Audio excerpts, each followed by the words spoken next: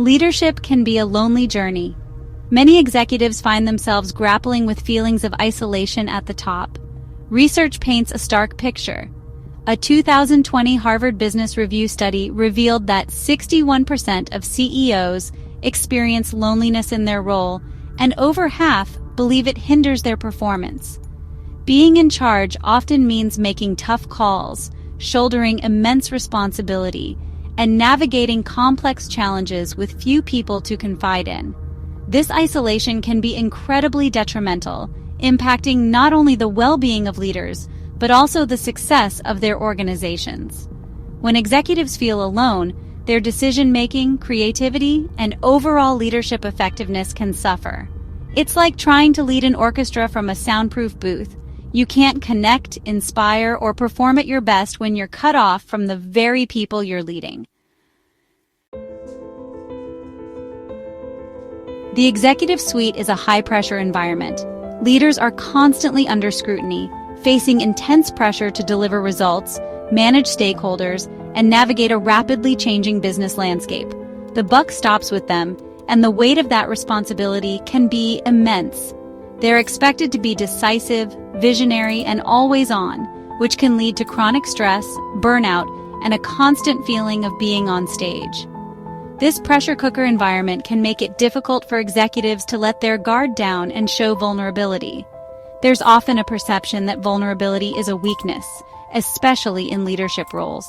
This can create a culture of silence, where executives feel they need to project an image of strength and unflappability, even when they're struggling. The modern workplace, with its emphasis on technology and remote work, can exacerbate feelings of isolation. While technology has its very obvious advantages, it can also contribute to a sense of disconnect, especially for leaders who thrive on face-to-face interaction. The rise of remote work, while offering flexibility, can also lead to fewer opportunities for spontaneous connections and informal support networks. Furthermore, the always-on nature of digital communication can blur the boundaries between work and personal life, making it difficult for executives to switch off and recharge. This constant connectivity can fuel stress and make it challenging to cultivate the meaningful relationships that are crucial for combating loneliness and fostering well-being. Section 4. The price of silence. Executive isolation takes its toll. The consequences of unchecked executive isolation are significant, impacting both individuals and organizations. For leaders, isolation can manifest in various ways, from increased stress and anxiety to burnout, depression, and even physical health problems. When leaders are struggling, their ability to make sound decisions, inspire their teams, and drive innovation is compromised. This, in turn, affects the entire organization. A study by McKinsey found that companies with high levels of leadership loneliness experience lower levels of employee engagement, productivity, and innovation. Furthermore, leaders who are feeling isolated may be more likely to make impulsive decisions, avoid taking risks, or struggle to build strong relationships with their teams.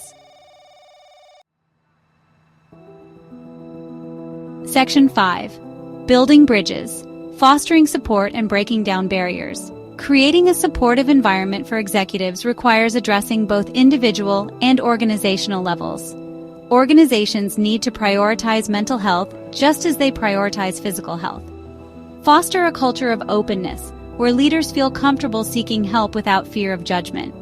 Practical steps include creating peer support networks and promoting mental health resources. Encourage work-life integration and prioritize well-being. By taking these steps, organizations can create a supportive and empathetic work environment. Until our next Flossom Wisdom Nugget, we wish you the very best in your quest for success. Happy leading!